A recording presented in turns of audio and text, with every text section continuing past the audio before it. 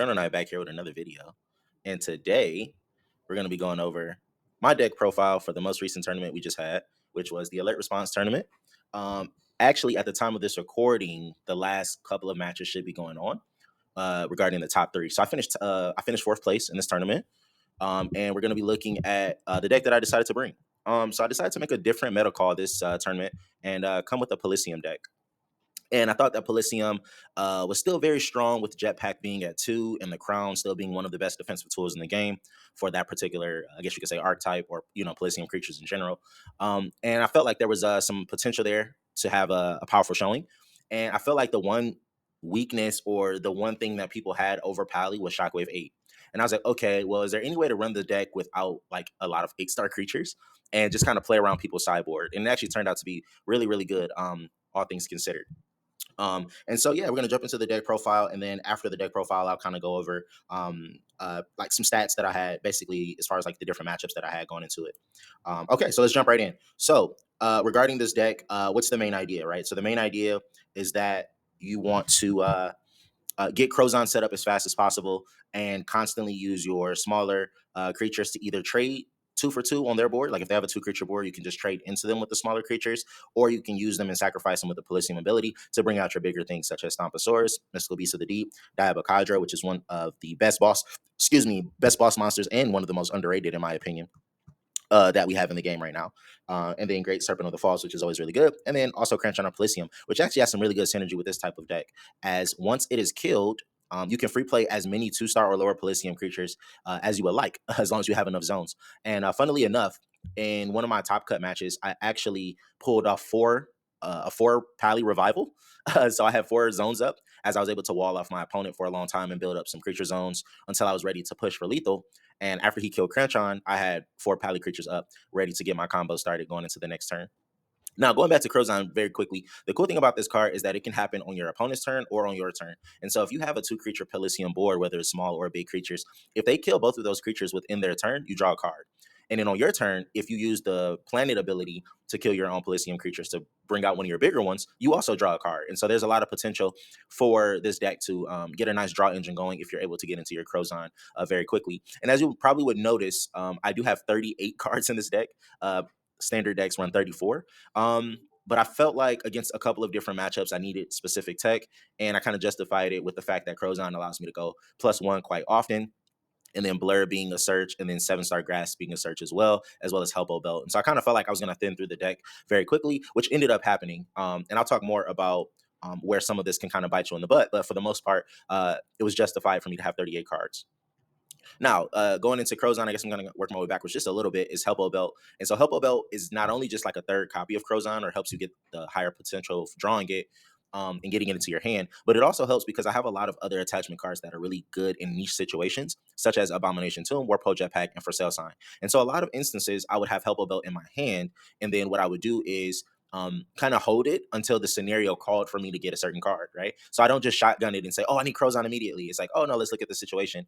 Like, do I have good board control? Then I don't necessarily need to go into Crozon so quickly. Do I really want to get a Serpent going and maybe my Rowdy is killed? Then I'll go into Tomb. Do I really want to make my board super sticky? I'll go into Warpo Jetpack. Do I want to get some spot on removal? Then here we go for Sale Sign. And so Helpo Belt kind of helps you toolbox and get what you need, for lack of better words, even if you look at the picture. So then let's go into the creatures. So I already talked about Crunch on a Polysium, which I thought was a very good pick. And the cool thing is that it's a 9-star creature as well. And so it also plays around Shockwave 8, which kind of sticks with the theme of the deck. Great Serpent of the Falls. And I figured to get such a powerful creature that can swing for 5 and shut down a lot of permanent resources and things of that nature, it was worth it running this card 100%. And I definitely do not regret running it. And even in my game 2 and potential game 3s that I had versus my opponents when they did side in Shockwave 8, I think Shockwave 8, the whole tournament, maybe came up like twice. And I'm literally not joking. Like most of the time I'm applying so much pressure that they have to use another form of removal. And so it's not sticking around that long anyway.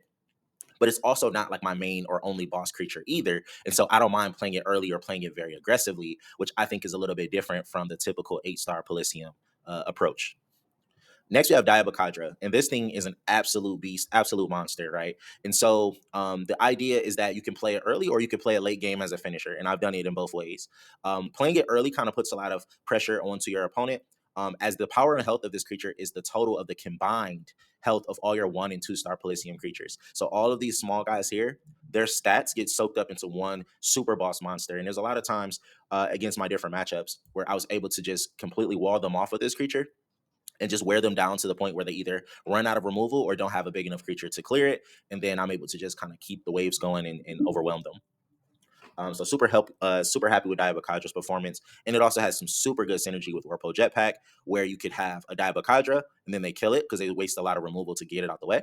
You play Mystical Space of the Mystical Beast of the Deep.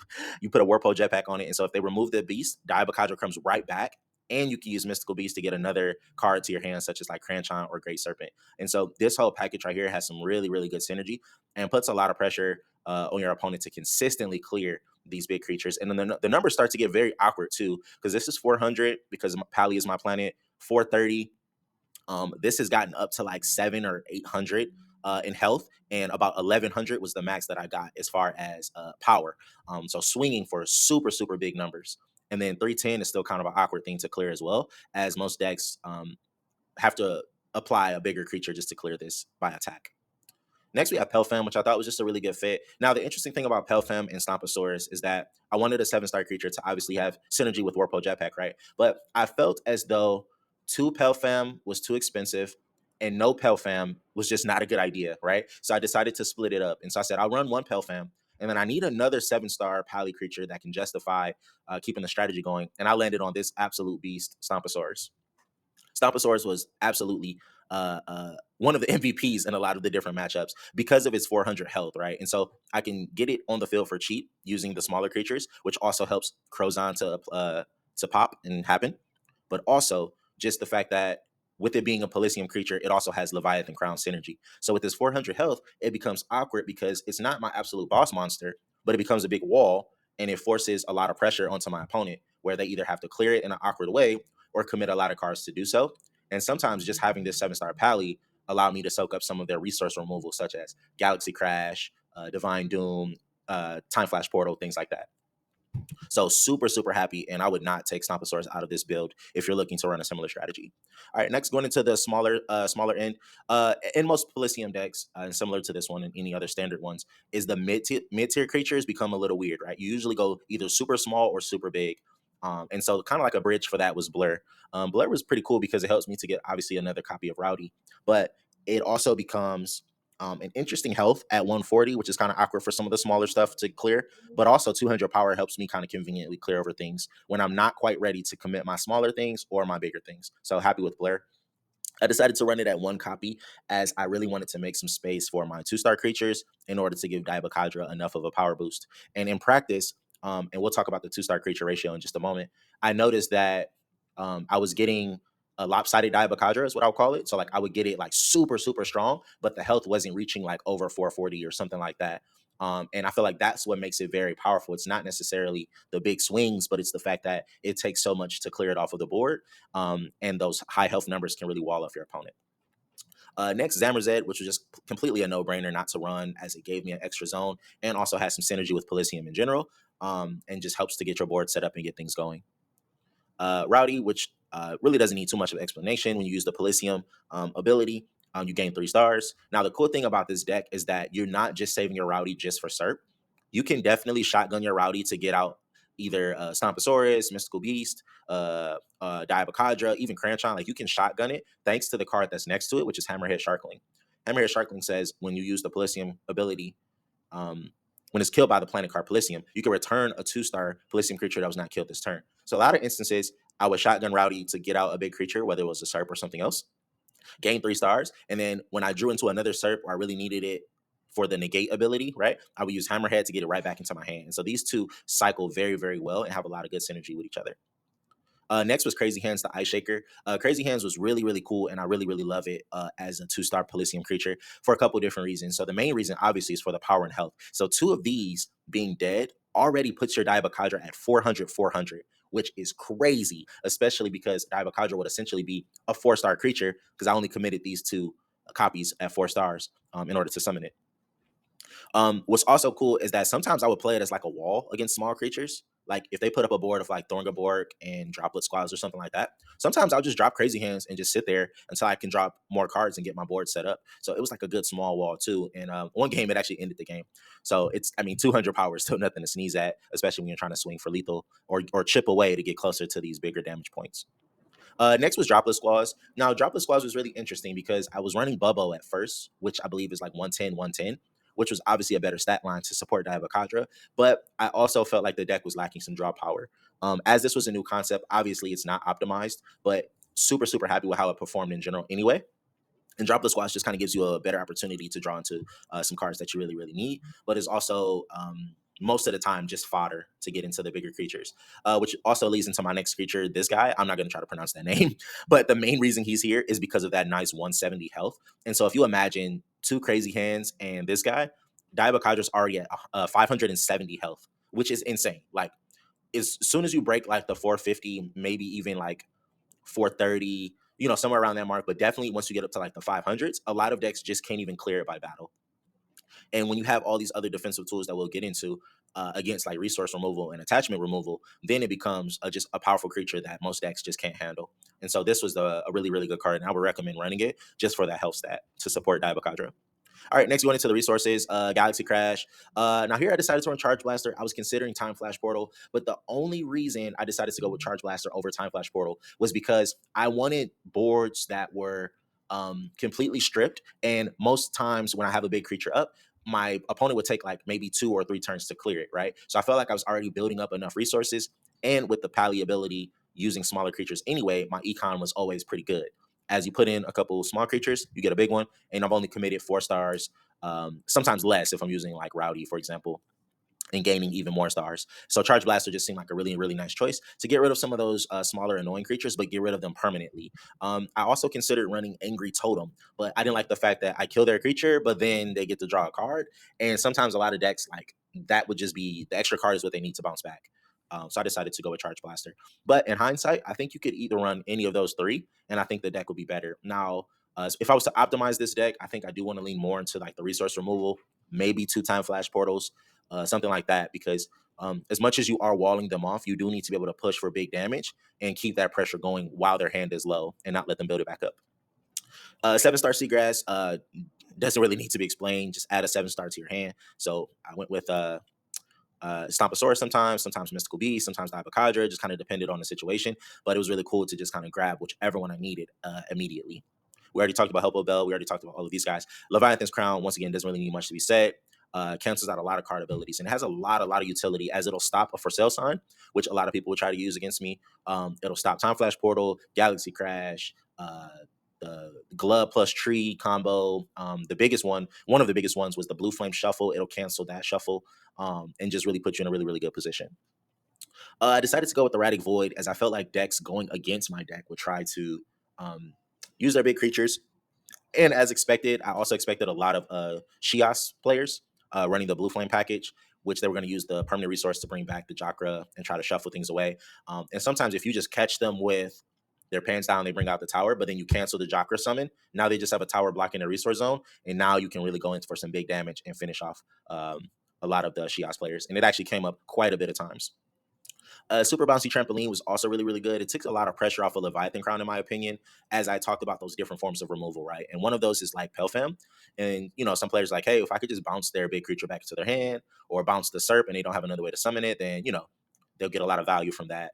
Also, the Chakra ability, Shape Knight Scorn, there's a lot of different things that Super Bouncy Trampoline can have utility against. And so it's one of the best defensive tools. Next, going into Super Splat, which is probably the meme card of the deck. Whenever you play a Polysium creature, kill a resource or attachment on the field, which actually came up quite more than you would expect, should I say. Would I run this card again? Probably not. I would just cut it and probably run like Croag Comet in the sideboard or something if I really, really needed it. But as just like a one-off idea, it actually did better than I expected for this tournament. But most of the time, it will be a negative card in your hand if you're not going to get someone who's using a lot of attachments or has a permanent resource set up. So better off to just have some other more consistent tool. And so I would probably cut this card moving forward. Field, Beast, and AAA, staple cards. No need to explain those for real if you've been watching my channel. But anyway, so yeah, here's the deck. As far as my statistics, I'll go over those very quickly. I played one, two, three, four, five. Yeah, five Shias players. Um, and it was a combination of either Shias Temple or the Starvation build, which is like Field of Justice and Orbit and Guster and trying to control your zones and your economy and still perform pretty well against those. Um, let's see here. I played one Roka player, beat them 2-0. Somebody was on Barrow, I beat them 2-0. Someone did Teklar mixed with Pali, I beat them 2-0. And then finally against Shape Knights, I went 1-2. And just a really talented player who I lost against, who was really good with Shape Knights as well.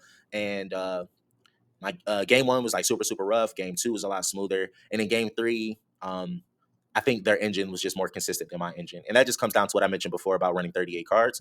Is that you run the risk of getting a lot of bricks or getting to a position where you can't quite set up, and if they can put a lot of pressure on you early, which Shape Knights can, because of the free play and the synergy of the cards, then you can be in some trouble. And so lost a very tough set, but I think the deck still did pretty well against Shape Knights, even without having much practice against them in my practice games. Okay, and then lastly, let's go over the sideboard. I went with two Flooper, two Scorn, one Deep Space Lighthouse, and one Abandonment. Excellent sideboard package in my opinion. Did not play any Gaios players, but Flooper would have been ready to go. Scorn came up quite a bit in that Shape 9 matchup that I mentioned, which helped me win game two. Wish I drew into him in game three. I didn't draw him at all, and it just put me in a really tough spot. But there's a couple different options you could run in this deck to counter Shape Knights, but I just think this is the most efficient, especially with the way my economy is set up, where 4 stars is pretty much easy to come by consistently, and this gives you an extra body to put pressure on. Deep Space Lighthouse, as I was expecting, maybe a few Pally players, as this was a big tournament. Turns out maybe there was only two Pally players, and both of us made top cut. The other one is actually guaranteed third place, and he's going to play the Shape Knight player that I lost against. So they're going to be duking it out and kind of rooting for the Pally player just to keep the vibes going. But yeah, and then Abandonment came up as a lot of decks try to splash in the Blue Flame package or run kind of a rainbow-esque deck. And so Abandonment came up in quite a few of my matchups. And in most cases, I would just side this one card in, and the rest of the deck was able to just shine and do its own thing. But yeah, a little bit of a lengthy deck profile, but I hope you guys enjoyed it. I will be experimenting more with this deck moving forward, as I think you can play around with the creature ratios. There are some tech you can definitely cut. I think Crozon is the best support for this type of playstyle. And maybe the resources is where you can kind of get away with cutting a couple corners. But really cool concept, and it did well. Got me a fourth place in a big tournament of, I think, 20 players. So yeah, this is Chrono Knight, and see you guys on the next one. Peace.